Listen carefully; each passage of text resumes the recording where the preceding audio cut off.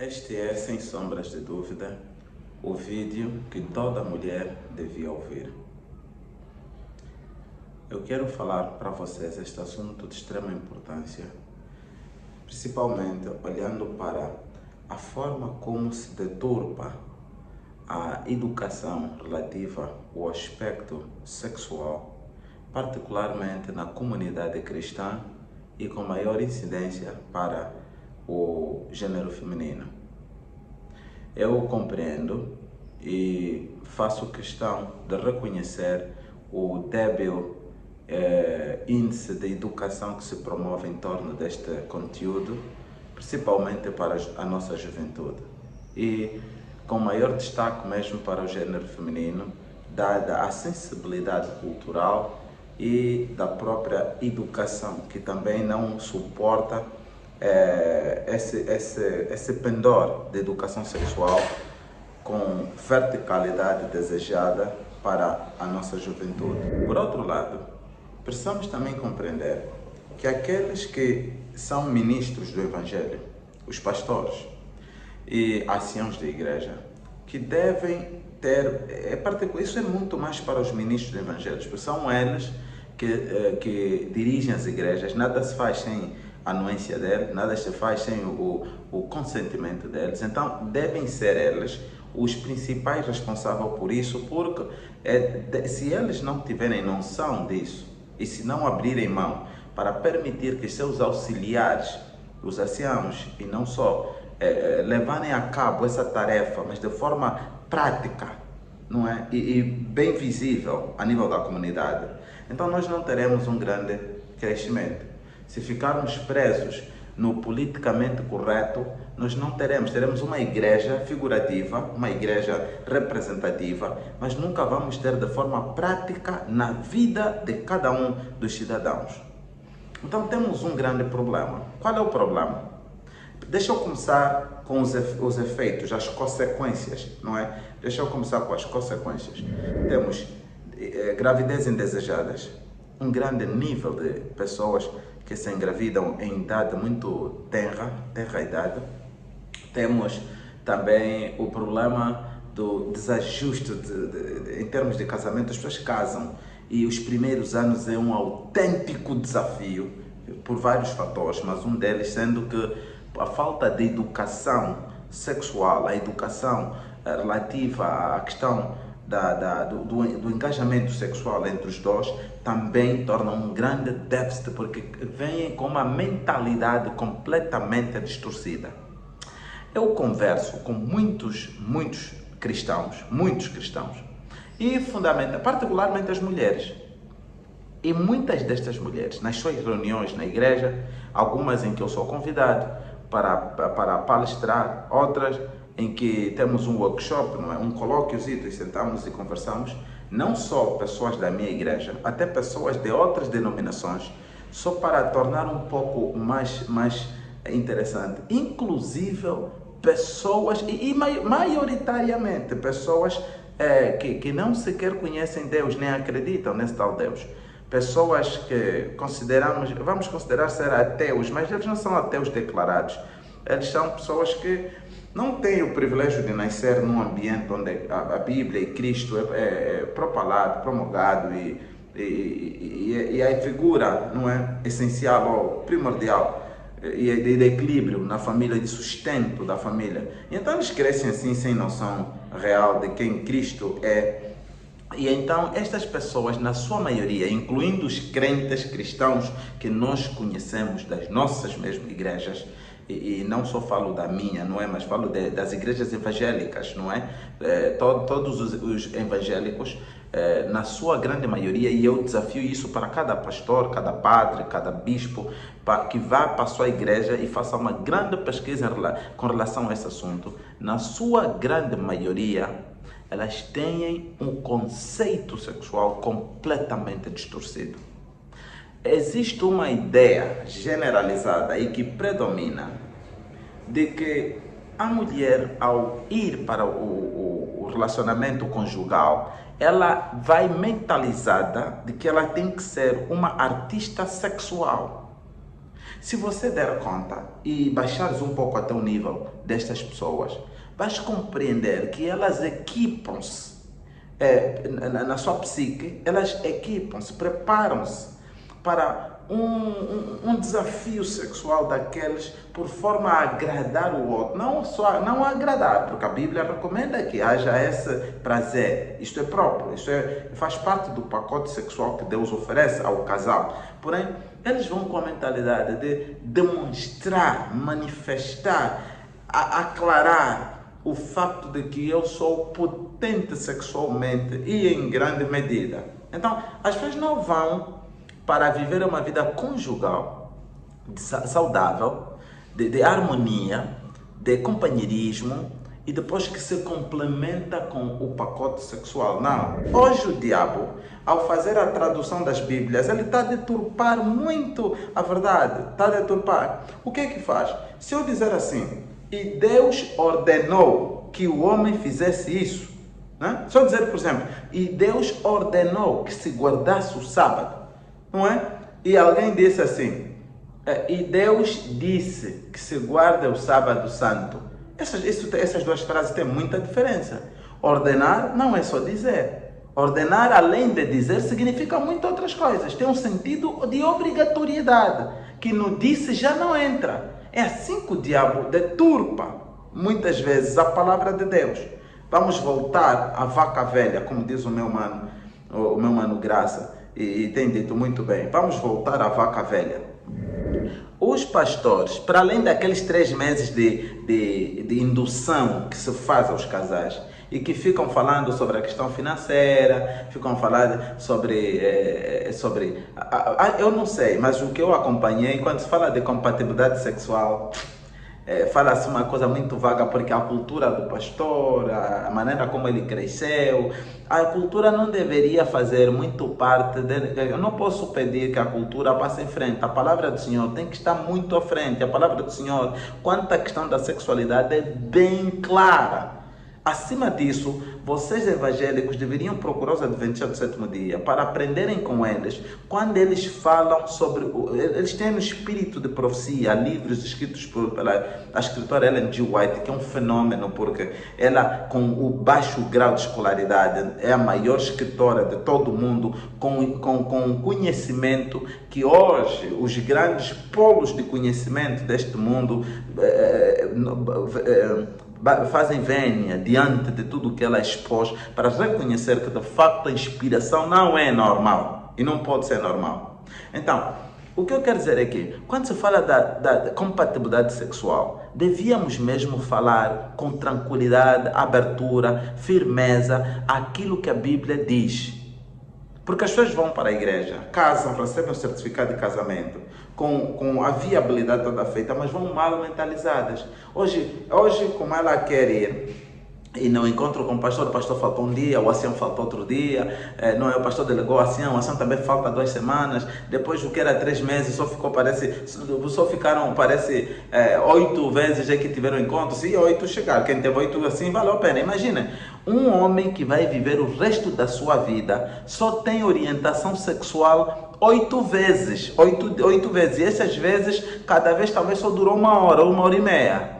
Mas a formação acadêmica que você tem, essa já dura muito tempo. Dura aí, primeiro o ensino primário, depois dura o médio, depois o superior, que a licenciatura deve ser 3 anos nos mundos ingleses, aqui parece que deve ser uns 4 anos, e para os outros devem ser 5 anos, independentemente da especialidade que vais fazer, mas na sua grande maioria são 3 anos para o mundo inglês ou 4 anos para os outros, não é? Imagina que para te treinar, para andares com a vida secular, a profissão secular, você leva esses anos todos, mas para te ensinarem a conduta de vida para o resto e que tem a ver com a salvação, porque a segunda maior decisão que você tem que tomar na tua vida é o casamento. A primeira é a salvação, ser batizado ou não ser batizado, crer em Deus ou não crer em Deus. Não tem 2 polos, 3 polos, aqui tem 2. Ou está com Deus ou está com o maligno. Aqui não tem outra coisa. Nos partidos políticos você pode ser de um partido ou do outro e até pode ser neutro. Mas aqui na fé, se não estás com Deus, é porque estás com o inimigo de Deus.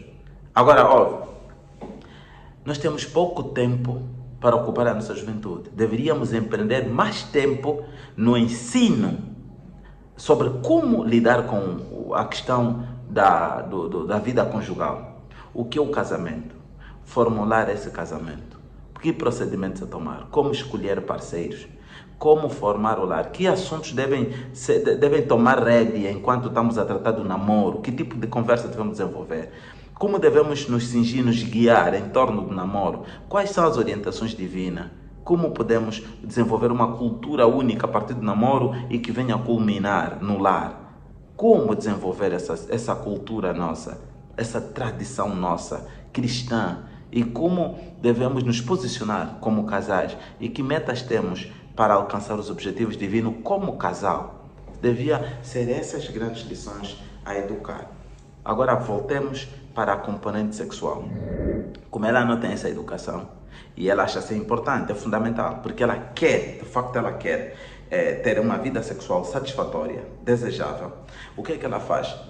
Algumas arriscam-se, poucas, mas algumas arriscam, segundo pesquisas feitas, algumas arriscam-se ir até a pornografia para buscar técnicas, métodos, formas como fazer, como encantar um homem, como sair-se nisso bem, porque ela não quer ir assim, tem um medo de que o noivo vai descobrir que você não dá nada, você não rende nada, não presta para nada, depois vai lhe expor, não é? Tem medo de que vão me expor, ou vai me desprezar, vai me trocar por uma outra, depois eu vou ficar, vai aparecer uma outra. Então há uma competição que ninguém fala, mas todos estão preocupados de terem um alto desempenho sexual. Então que não é mau, que não é mau. Ter um bom desempenho sexual não é mau. Eu creio que Deus quer que desfrutemos ao máximo, não é, a vida sexual, mas não é levá-la como algo que preocupa ou que a estabilidade do nosso lar dependesse unicamente do sexo. Não seria isso, não. E por várias razões. Não, mas alguém vai falar, não, mas olha, irmão Adelino, Deus disse, sedes fecundos, multiplicai e enchei a terra. Pelo que eu sei, amigo, pelo que eu sei, a palavra multiplicar em hebreus que lá está, tem um sinônimo perfeito, porque algumas têm sinônimo, mas não é um sinônimo muito aproximado. Esta tem um sinônimo perfeito com a palavra produção. Deus o que estava a dizer, e se você der sequência à conversa que ele teve, sedes fecundos, não é? Sedes frutíferos, multiplicai e enchei a terra. Depois ele diz que sujeitai tudo e dominai. A palavra dominai que Deus usa em Gênesis 1, versículo 28 ou 29, a palavra dominai que ele diz é administrar, é gerir, pôr tudo sobre vossa administração. É o que Deus fala, não é? Agora, nesta vertente, neste pensamento, seguindo esta ordem de pensamento, nós compreendemos que Deus estava a dizer, produzam, não sejam preguiçosos, vagabundos, não é? Parecem os que só sabem esperar. Por isso é que o primeiro desígnio que Deus dá ao homem foi trabalho. Cuida do jardim. E a palavra utilizada é ergo, que significa transformar, pegar no jardim e tudo que o homem pega deve transformar em alguma outra coisa. Fazer melhorar, trazer melhoria, produzir. É trabalhar, porque quando você produz, num outro vídeo eu vou explicar muito bem, vou falar para empreendedores e eu vou explicar como Deus orienta-nos já em como administrar as empresas a ponto de terem sucessos, êxitos, não é? Essa produção que Deus está a falar, se fosse multiplicar filhos, que cada um faz 50 filhos, 100 filhos, já Abraão estava mal, não é? Temos muitos na Bíblia que diríamos que estavam mal. Porque o padrão foi pouco. Moisés teve quase 3 filhos. Abraão creio que teve poucos filhos também, não é? Então, haveria grandes problemas com essas pessoas. Então, o conceito não é esse, porque se o conceito fosse esse, o pai da fé teria pensado nesse sentido. Mas o conceito é de produção. Agora, que podemos ter filhos, sim, podemos ter filhos. E podemos criar esses filhos, podemos sim, mas vamos voltar ainda à questão da educação sexual. Sejamos nós a educar as crianças. Essas coisas de ser artistas sexuais, trazerem técnicas e técnicas perversas que o mundo está a trazer, trazer vibradores e trazer muita coisa que até substituem o papel do homem ou da mulher dentro do próprio lar, por causa de paixões infâmias que nós próprios desenvolvemos e que depois ficam a regular a vida, a conduta sexual dentro do nosso próprio lar. Isto desagrada a Deus. Isto não é de bom grado para o nosso Senhor. Não é essa orientação que Deus dá. Pelo contrário, o sexo é bom, o sexo é satisfatório, o sexo é uma coisa bem orientada por Deus, mas é complementar, é para a nossa própria satisfação, procriação e nos dá o sentido de bem-estar, segurança, harmonia e companheirismo. O sexo não deve ser aquilo que o mundo fica a pensar. As mulheres ficam cansadas. Eu fui fazer um monte de pesquisas no campo de pessoas que não adoram e dei conta que elas também lutam, tornaram-se especialistas na arte sexual. Mas sabes uma coisa? Também cansam-se. Ficam cansadas, sofrem. Chega a um ponto que elas dão mesmo conta que isso não é bom.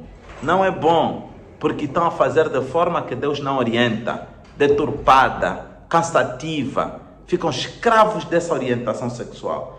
Procurem o livro Conduta Sexual, escrito por Ellen G. White. Procurem o livro Mensagens aos Jovens. Busquem orientação sexual que Deus nos dá. E até no livro Lar Adventista, no seu capítulo 18, Deus diz que mulheres que aceitam atitudes perversas sexuais promovidas pelos seus próprios maridos, que até subjugam a própria mulher a ponto dela ser mais escrava do que praticamente ter prazer na tal relação sexual, ela comete pecado. Deus aconselha-nos a não promover práticas indecentes que ferem a vontade divina, a orientação divina, os intentos divinos ligados à própria sexualidade. Deus abençoe você na compreensão dessa palavra. Deus abençoe você a entender que a sanidade sexual dentro do teu lar vai te trazer paz, harmonia, bem-estar. Você não vai se sacrificar para ter basta ter disponibilidade, basta doar o seu corpo ao seu marido, basta respeitar o teu marido, basta amar a sua esposa, criar harmonia no lar, pôr Deus em primeiro lugar, buscar Deus em todos os momentos e ter tempo para essa satisfação sexual, amorosa, viverem juntos, pedirem um ao outro, gostas disso, gosto daquilo, que tal isso, experimentar isso, aquilo não, olha, isso não gostei, isso me fez assim. Sejam abertos no diálogo, não sejam maquiadores tipo artistas da Hollywood, que cada um vem fazer o que tem que fazer, uns até querem matar as esposas, que só que se ela morrer, ele não terá mulher amanhã. Não, uns vão buscar paus de cabinda, outros estão preocupados com questões do volume sexual que eles carregam, como se não tivessem satisfeito com o que Deus lhe deu. Amados, por favor, parem ainda, parem. Busquem Deus. O casamento é como um prédio, o sexo é só a casa de banho. O prédio é grande, tem vários compartimentos. Mas quando vas à casa de banho, tu sentas na pia e sentes mesmo satisfação de tirar as coisas. Então, viva bem estes momentos. Quando estiver no ato sexual, viva mesmo um momento em harmonia com a tua mulher. Agradeça a Deus e sinta o prazer de ter esse momento na vida. É prazeroso, é para a procriação, é para muita coisa boa. Mas saiba uma coisa, tudo faça com decência. Que haja sempre um ato que dignifica você como filhos de Deus envolvidos nessa prática. Não cedes pessoas que criam violência, abusos, etc. Deus não permite isso. Haja harmonia perfeita e Deus vai abençoar essa atividade no vosso lar. Deus os abençoe.